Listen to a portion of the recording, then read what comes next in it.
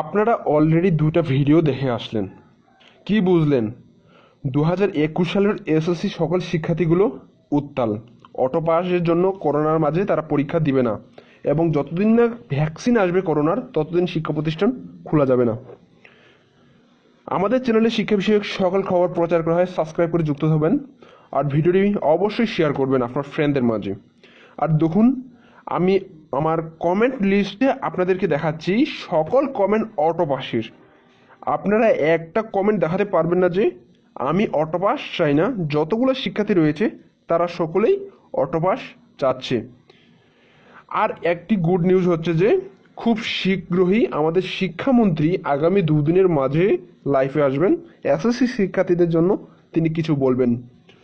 আর শিক্ষা প্রতিষ্ঠান খুলবে কি না, কবে খোলা হবে, আজকে অথবা আগামী কালকে ফাইনাল চূড়ান্ত সিদ্ধান্ত আসবে।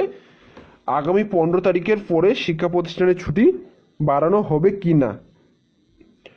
আর একটি সর্বশেষ যেটি আপডেট, সেটি হচ্ছে যে শিক্ষা প্রতিষ্ঠানের ছুটি অবশ্যই বাড়ানো হবে। আপনারা দেখবেন যে গতকালকে কতজন মারা গেছে, প্রায় 25 জন, অর্থাৎ মৃত্যু সংক্রমণের হারটি বেড়ে গেছে।